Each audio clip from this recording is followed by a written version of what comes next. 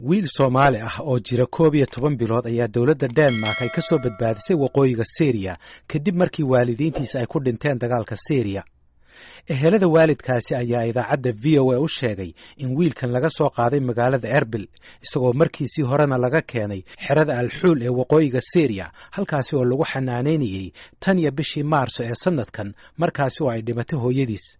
wiilkaasi awowgii oo la hadlay idaacadda VOA kana gaabsaday inuu magaciisa sheego ayaa idaacadda u sheegay in wiilkaasi hooyadiis oo gabadhiisa ah ay dalka Syria u safartay bishii Oktoobar sanadkii 2015 halkaasi oo ay ku guursatay nin Soomaali ah.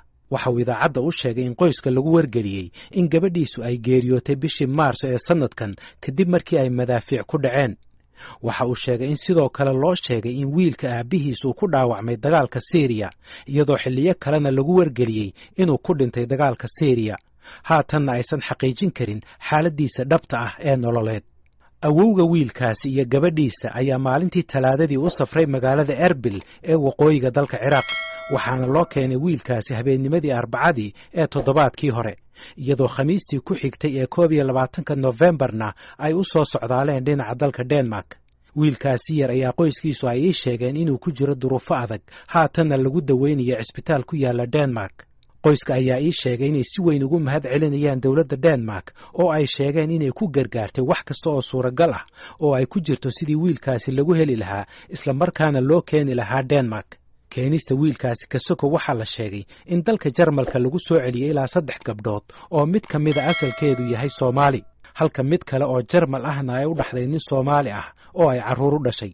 gabadha Soomaalida ah ayaa la sheegay in bartamihii bishan lagu soo celiyay gobolka Hesse ee bartamaha Jarmalka inkastoo weli ay ku jirto gacanta laamaha amniga.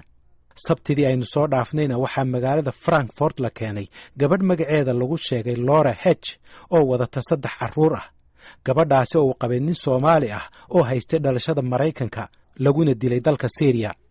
bishii Juun ee sanadkan ayaa barnaamijka galka baarista uu baahiyey waraysiyo uu la yeeshay waalidiinta qaar ka mid ah Soomaalida ka tagtay Yurub ee ku biirtay ururka Daesh kuwaasi oo haatan lagu hayo xeryo qaxooti oo ay ku jirto xerada Al-Hul.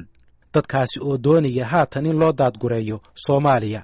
waalidiintu waxay galka baarista u sheegeen in ilaa 23 haween ah iyo carruur ay dhaleen oo gaaraya 34 ay ku jiraan xerada Al-Hul ayna ku nool yihiin duruufo adag kuwaasi oo dawladda Soomaaliya ugu baaqay in loo daadgureeyo dhinaca Soomaaliya.